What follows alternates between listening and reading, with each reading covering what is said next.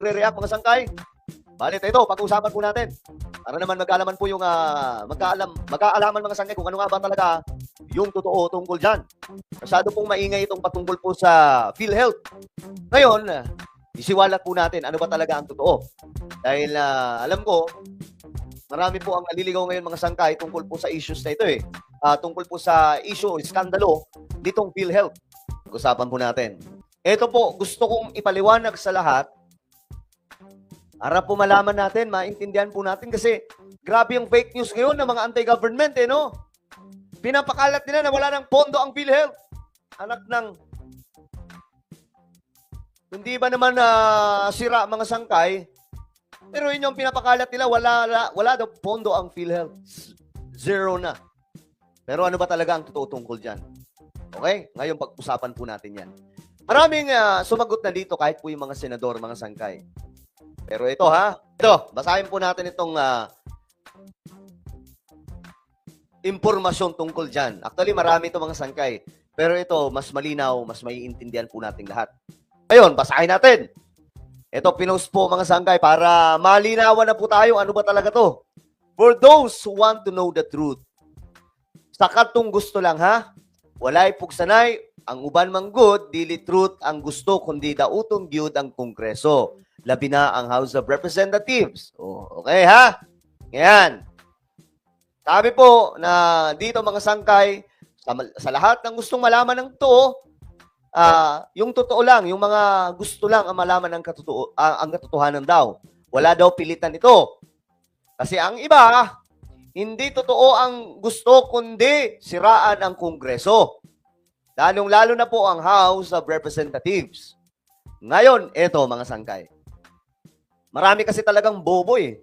Nakikita ko, bawal na daw magkasakit kasi wala na daw budget ang PhilHealth. Mga bobo talaga no? Di naiintindihan mga sangkay. Kung ano nga ba talaga ang totoo tungkol dito, marami na nitong naglabas ng impormasyon. Okay? Marami nang naglabas ng information. Sila Grace po, nagsalita na, uulitin ko po mga sangkay, may budget po ang PhilHealth na naka-imbak. Kasi mali po yung sabihin, mga sangkay na, ayan, sabi dito, zero budget. Ito, paliwanag dito. But before anything else, let me say this.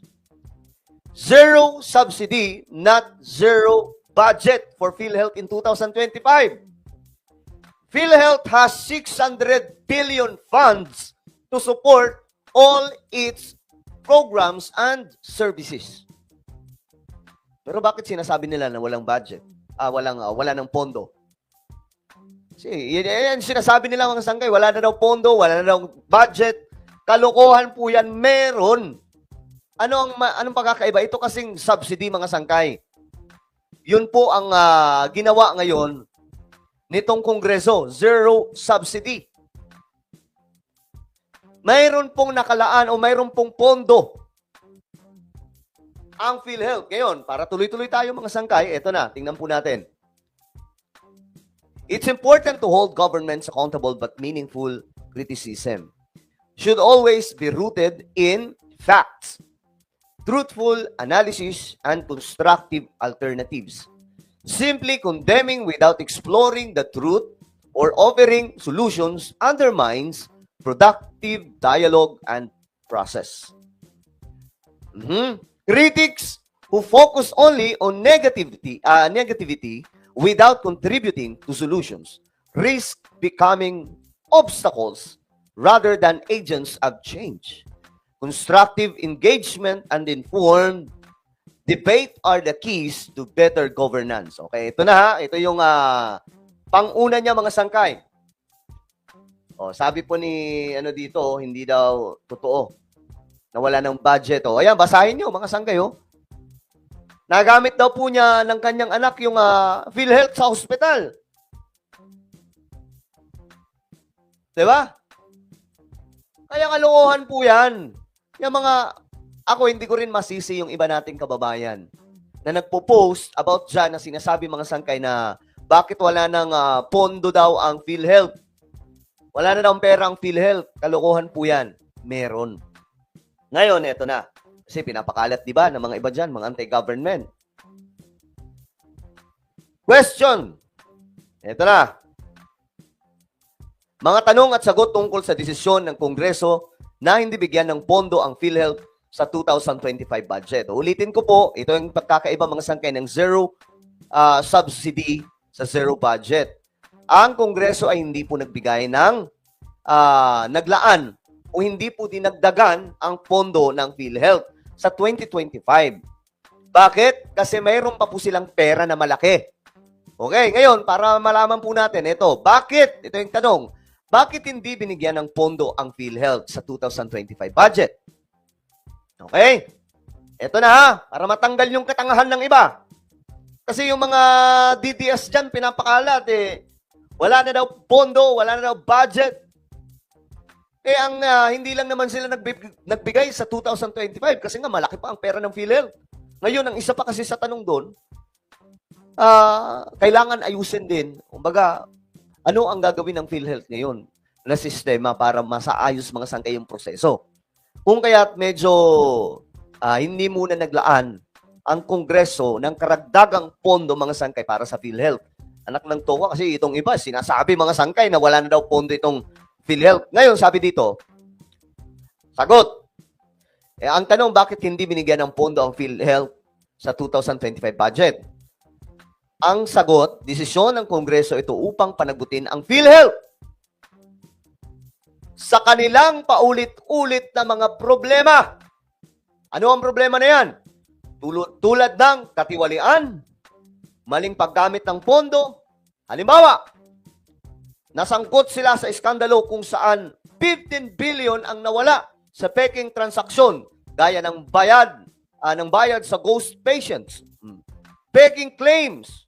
Dagdag pa rito noong 2024, halos 90 billion ang hindi nagamit na pondo at ibinalik sa kaban ng bayan imbis na mapakinabangan ng mga Pilipino. So, ayan ha. Yan po ang malinaw na sagot dyan. Bakit hindi binigyan ng pondo sa 2025? Kumbaga, hindi hinatian sa malaking pondo ng national itong PhilHealth para panagutin. Akala kasi nila wala na walang, kumbaga hindi lang, kala nila ang Kongreso hindi pumapabor sa sambayan ng Pilipino kasi yung PhilHealth parang inalisan na. Wala ng pondo. Pero ang sabi dito mga sangkay, para panagutin daw po ang PhilHealth sa ano? Sa mga katiwalian. Maling paggamit ng pondo. Kagaya po ng skandalo, 15 billion ang nawawalang pera dahil po sa mga sinasabing mga ghost patients, faking claims na may mga na-hospital, ginamit daw yung pera doon, mga sangkay. Tapos nung hinahanap na po yung impormasyon tungkol dyan or mga dokumento, wala mga sangkay maipakita. Tapos mayroon pang, nung 2024, mayroon daw pong 90 billion. Grabe, ang laki, no? Na pondo galing sa PhilHealth ang ibinalik na lamang po sa kaban ng bayan. Bakit? Hindi po natin alam. Bakit di nila nagamit yun? Imbes na mapakinabangan ng mga Pilipino, imbes na ibalik, dapat pinakinabangan na lang po ng mga Pilipino. Diba? Ang dami pong naho-hospital ngayon. So, sobrang laki. Sa madaling sabi, malaki po ang pondo ng PhilHealth. Hindi po zero. Zero lamang po ang ibinigay sa kanila o wala pong binigay na budget sa 2025. But it doesn't mean na wala na pong budget ang PhilHealth.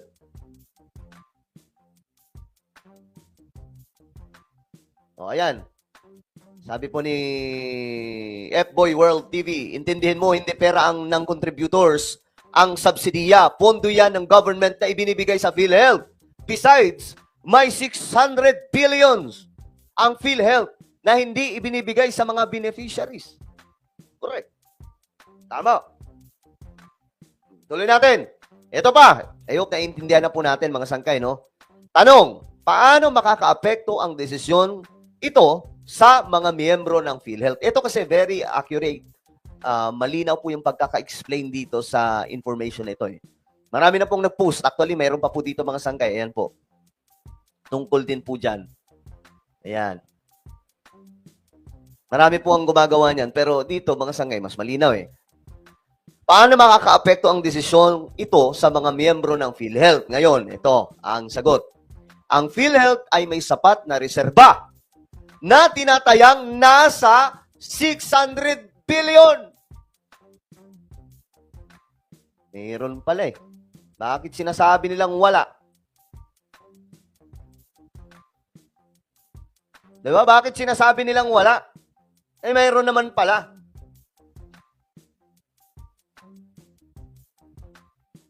Mga bobo talaga eh, no? Pag mga bobo, mahirap talagang paliwanagan yan, mga sangkay eh.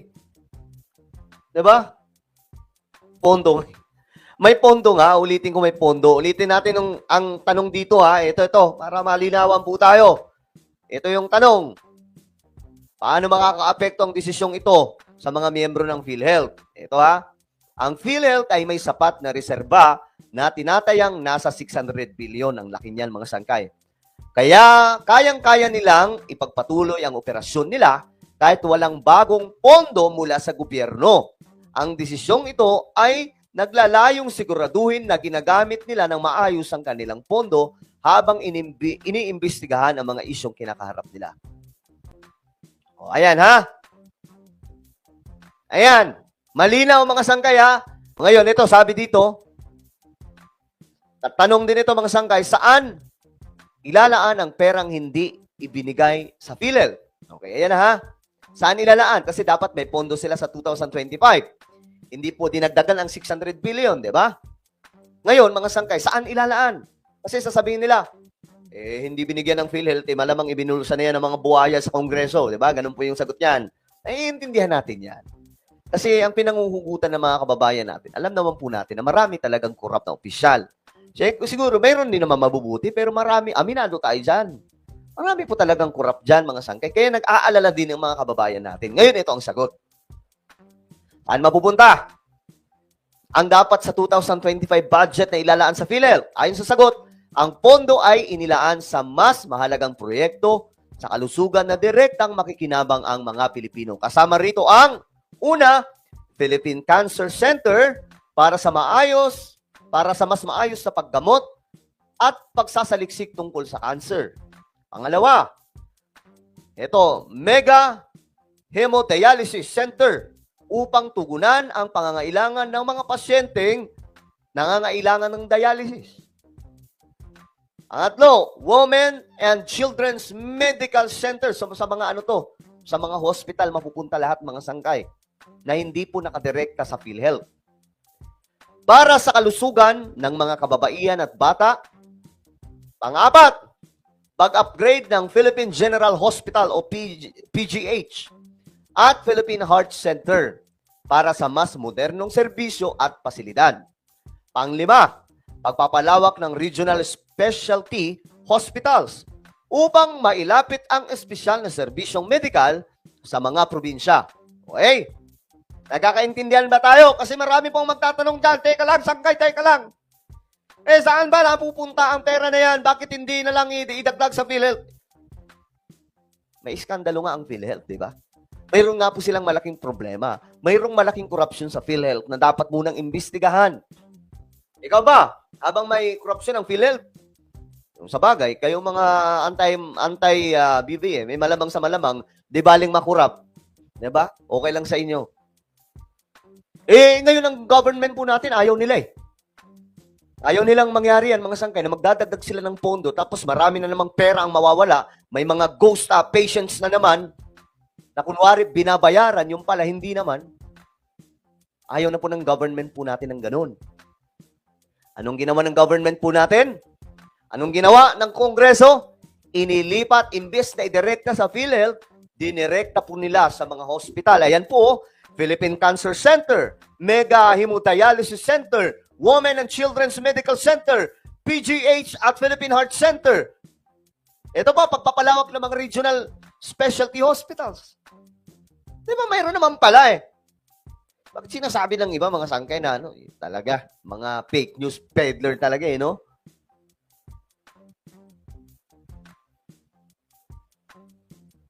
Ngayon, eto na. Tuloy tayo. Question, tugma ba ang desisyong ito sa universal healthcare? Ang sagot, oo, ang desisyong ito ay sumusunod sa layunin ng Universal Healthcare Act na gawing pantay at abot kamay ang serbisyong pangkalusugan para sa lahat ng Pilipino. Narito kung paano. Number 1, pagpapalawak ng specialized care. Ang mga ospital tulad ng Philippine Cancer Center at Mega Hemodialysis Center ay tutulong sa mga pasyenteng may malulubang sakit. Ito para makita po natin saan pupunta ang pera na dapat budget mga sangkay doon sa PhilHealth. Pero ulitin ko, may budget na sarili ang PhilHealth, may pondo pa rin ang PhilHealth, 600 billion.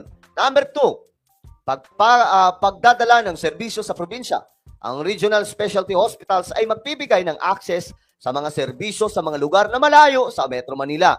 Number 3, pagpapabuti ng pasilidad. Ang modernize ng PGH at Philippine Heart Center ay magpapataas ng kalidad ng serbisyong pangkalusugan. Number 4, pag-aalaga sa kababaihan at bata. Ang Women and Children's Medical Center ay magpo-focus sa mga pangangailangan ng vulnerable sector. Number 5, pababain ang gastos ng pasyente. Ang mas maayos na pasilidad ay magbabawas ng gastos ng mga pasyente sa pribadong ospital. Diba? Ito pa ang nakakatawa sa kanila mga sangkay. Wala na daw, gagamitin na daw po ng Kongreso ngayon sa mga ayu-ayuda. As if naman hindi gumagawa ng ganyan yung mga, pakita ko lang sa inyo, para mabawasan natin yung mga kamangmangan ng iba dyan. Sabi nila, di ba? Buti pa daw yung mga DDS na hindi mahilig sa ayuda. O ngayon, tingnan natin to. Ano yan? Sige nga, ano yan?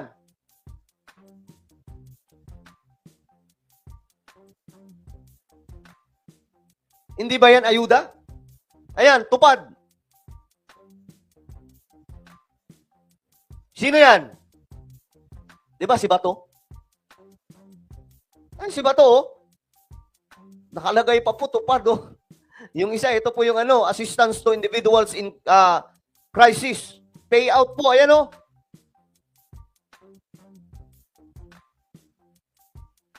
Naknanto ko, naglululoko tayo nito mga anti-government ngayon Ayan Bongo. Anak ng toko. Tapos sasabihin, ayos sa ayuda. Ayan Ano to?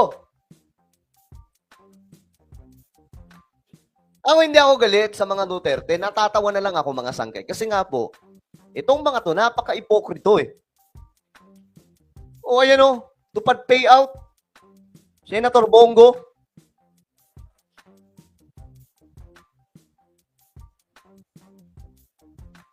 Diba? Ang galing. Ayaw sa ayuda, pero isa pala sa mga nangunguna sa ayuda.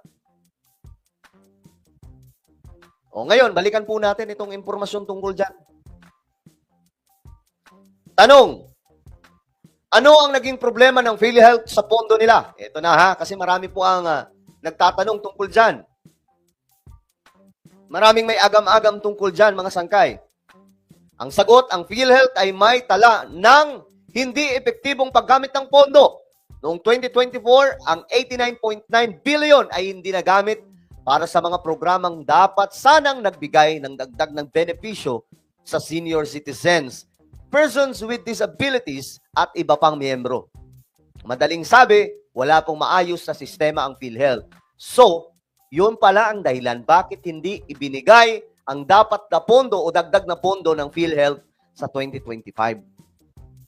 Dahil maliban sa malaki ang pera ng PhilHealth ngayon, may 600 billion sila, marami pong iskandalo ang kinakaharap ng PhilHealth. Malaki po ang korupsyon sa PhilHealth. Kung kaya't ang Kongreso nag-decide, teka lang, huwag muna natin bigyan yan, malaki pa ang pera ng PhilHealth, baka ang mangyari lang dyan, mawala-wala na naman yung mga pera. Diba? May mga ghost patients daw po Diba? May mga mga sangkay, may mga anomalya sa loob. Panahon pa po ni Noynoy, ganyan na po ang nangyayari. May tinatawag po noon na PhilHealth scam. Si Hontiveros pa po noon. Pagdating po kay Duterte, kay PRRD, mga sangkay, ganun ulit. Mayroon na naman pong problema pag nanakaw sa PhilHealth. Kaya ang ginawa nun ni Duterte, nagpadala doon ng isang mamumuno, isang general daw, dating general. Pero ano nangyari? Wala din. Ganun pa din, mga sangkay. Sabi ni Gilbert, hindi daw ayuda sa mga DDS. Sangkay, hatag lang sa mga DDS. Anak ng toko Alam na may anomalya, bakit hindi nila iniimbestigahan yan? Actually, hindi lang imbestiga dapat ang kailangan dito sa PhilHealth. Kung maaari lang mga sangkay, buwagin na to at gawa na lang po ng panibago. Tapos yung panibago, kailangan maayos na po ang sistema. Kasi mga sangkay, naging kalakaran na po nila ito . Dapat Kita nyo magkano yung binalik sa gobyerno? 89.9 billion. Last year po yan, mga sangkay. This year. Nitong taon, mga sangkay, nagbalik sila ng 89.9 billion na hindi nagamit na pera. Bakit nila ibinalik?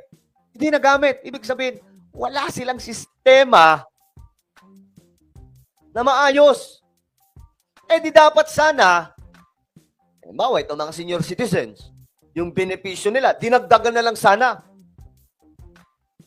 Diba? Pati itong mga persons with disabilities, dinagdagan po yung benepisyo. At iba pang mga miyembro ng PhilHealth. Hindi yung ibinalik, 89.9 billion, napakalaki po niyan mga sangkay. So, ang kailangan dyan, tingin ko, ang kailangan dito sa PhilHealth, buwagin na po. Kasi matagal na po itong paulit-ulit na problema Diba? Actually, ang ganda po ng ginawa ng Kongreso ngayon. Ang ganda po ng kanilang ginawa. Ang ginawa nila kasi, instead na bigyan ng 2025 budget ang PhilHealth, ginawa nila, preno muna tayo, pare, wag muna. Anak ng toko, ang PhilHealth, ang dami pong kalukuhan sa loob. Maraming pera ang nawawala. Nagbalik pa sila ng nasa 90 billion na pera na hindi nagamit. Ano ang mayroon sa loob? Teka lang, imbestigahan muna natin. Wag muna natin lagyan ng pondo for 2025. Kaso mga sangkay, itong mga DDS, nagpapakalat po ng fake news. Sila po yung nagpasabog na wala daw pong pera ang PhilHealth na. Wala na. Bawal na magkasakit. Wala ng pera ang PhilHealth. Mga bobo talaga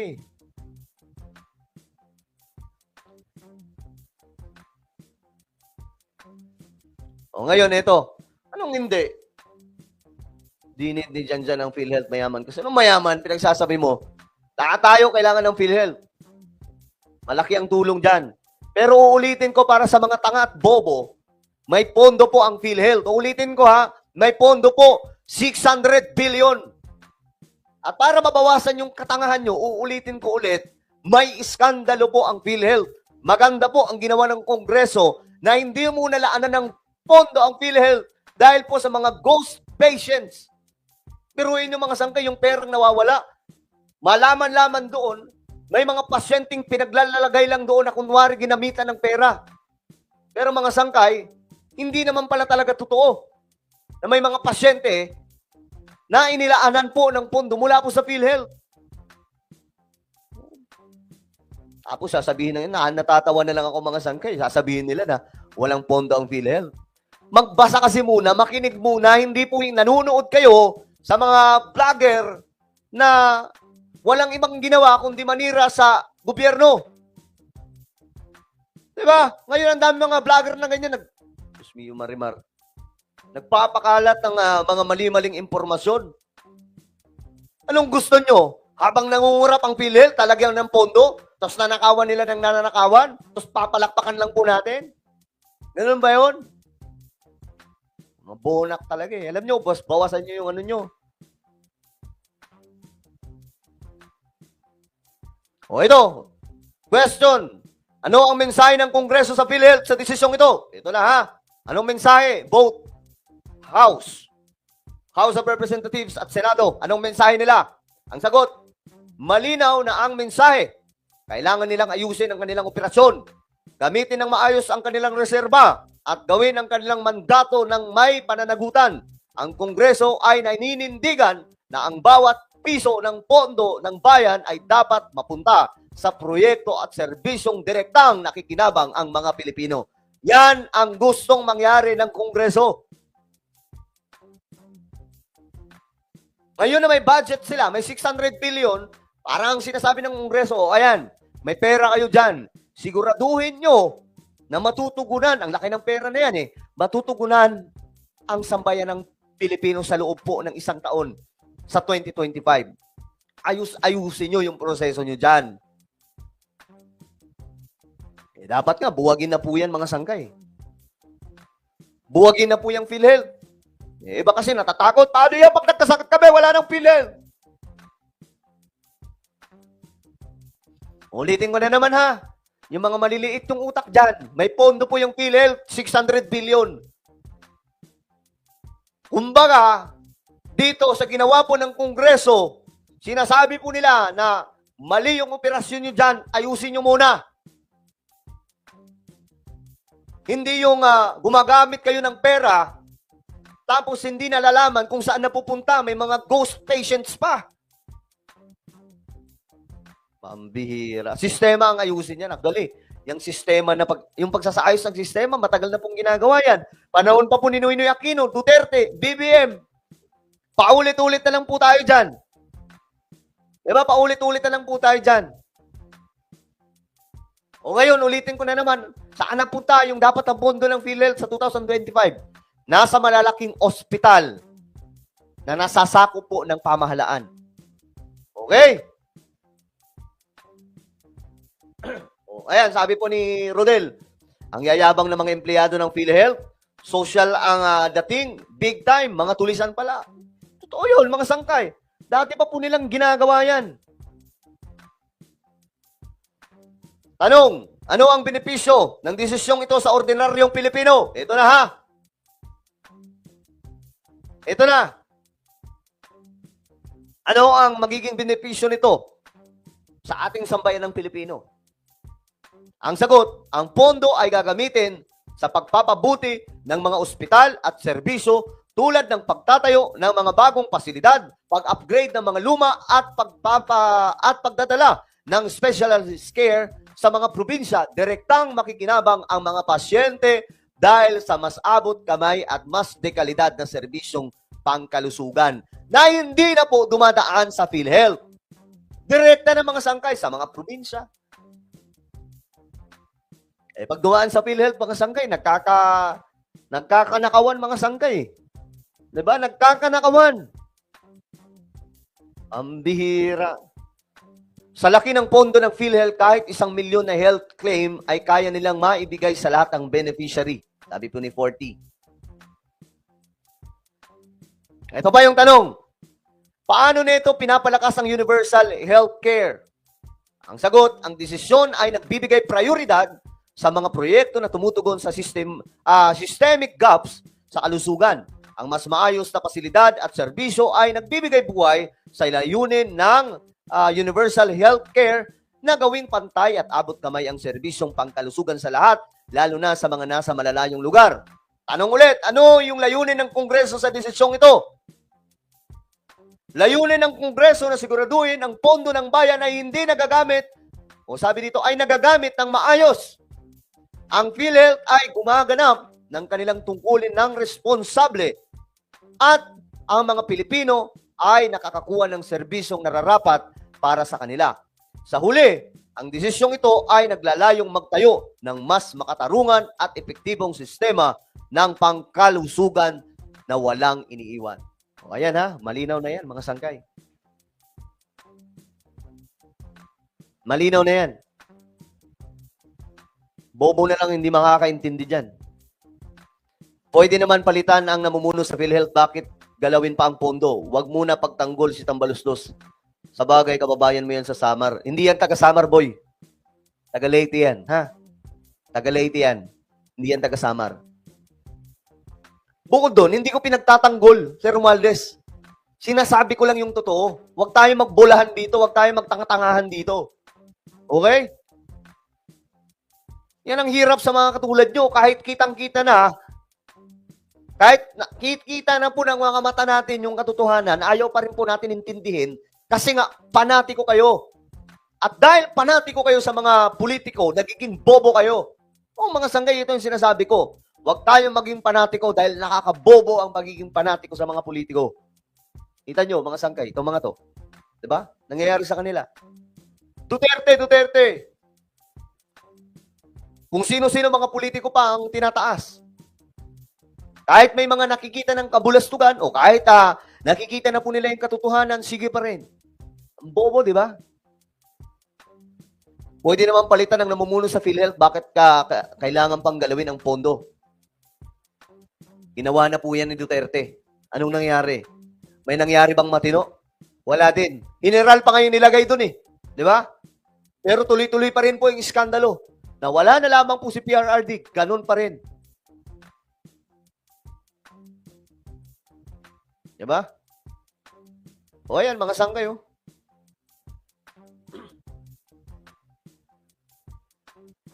(2020) Ito yung mga iskandalo ng PhilHealth, oh. Tingnan nyo. Matagal na po itong nangyayari sa PhilHealth. Ayan, oh. PhilHealth corruption during pandemic. Sino ang namumuno nito? Si PRRD.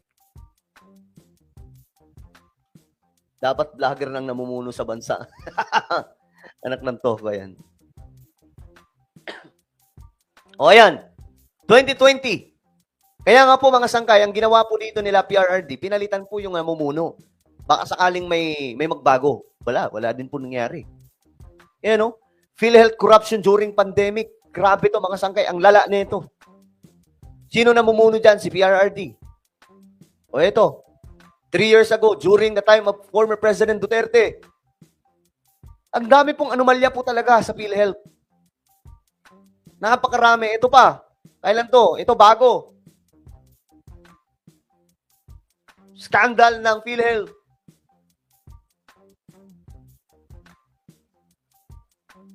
Mabuti ang akap kung mapupunta sa taong bayan kaysa nakawin lang at maibalik ang buwis sa nangangailangang panahon pa ni Aling Maliit meron ng kurap. Correct. Wala talagang sobrang mga kurap na mga opisyal natin. Ito lang ito lang masasagot dyan. Marami talagang kurap na opisyal. Marami. Pero intindihin po natin na itong problema sa PhilHealth, wala po itong kinalaman. Kumbaga, ang decision po nitong Kongreso ay para po tumino itong PhilHealth na may mga skandalong ginagawa. Ayan po mga sangkay, 4 years ago. Panahon pa po ito ni Tatay Digong. Puro iskandalo po ng PhilHealth. Ayan o, 2020. 3 PhilHealth officials resign over alleged widespread corruption agency. So, ito mga sangkay, ang pagkakaalam ko, ito po yung former general na iniligay po dyan sa PhilHealth. Yan o, mayroon pang tinatawag noon, panahon po ito ni PRRD, tinatawag na PhilHealth Mafia. So, kailangan po talagang kung hanggat maaari nga, walisin na po itong PhilHealth, palitan na lang po ng bago kasi talagang marami pong dyan, marami pong kalukuhang ginagawa. Parang formally din yan, malaking pera ang nawawala. Exactly. Basta pera talaga pinag-uusapan mga sangkay. Kaya po nagdesisyon yung Kongreso na wag muna natin pondohan ito by 2025 since meron pang 600 billion ang PhilHealth. Kayang-kaya na po nila yan mga sangkay. Walang news yan noon. Ikaw lang gumagawa. Anong mata mo, karton? Ayan po, ABS-CBN. Basta tanga at bobo, yung sinasabi ko sa inyo. Basta tanga at bobo, nakikita na po nila, hindi pa rin po nila nakita yan. Hindi pa rin po nila, kunwari, hindi pa rin nila nakikita. ABS-CBN na yan po, Anti-Corruption Body finds cycle of corruption of PhilHealth, identifies officials involved. Anak ng tokwa. Nakikita na yung mga balita, hindi pa rin nila maintindihan. Hirap talaga umintindi kapag bobo eh. Di ba? Pag bobo, di talaga maiintindihan yan. Noon hanggang ngayon, mga sangkay, itong PhilHealth, may mga kalukuhang ginagawa. Kaya kailangan na rin po talagang tapusin itong mga kalukuhan dyan sa loob.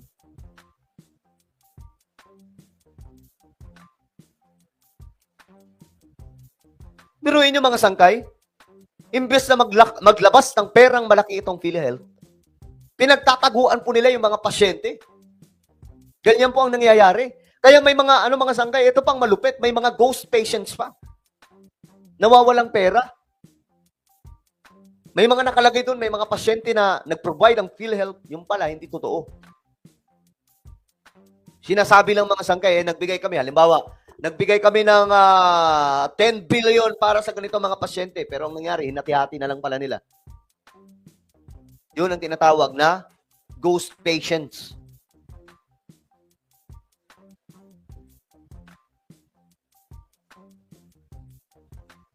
Kaya kailangan na po itong ayusin talaga itong PhilHealth. Sa totoo lang, kailangan na po itong ayusin. Huwag po natin iwalang bahala mga sangkay itong itong ganitong klaseng problema ng PhilHealth. Kasi mga sangkay, kung hindi po natin gagawan o hindi gagawan ng pamamaraan ito ng government, wala mga sangkay, paulit-ulit. Kahit sino pang ipalit dyan.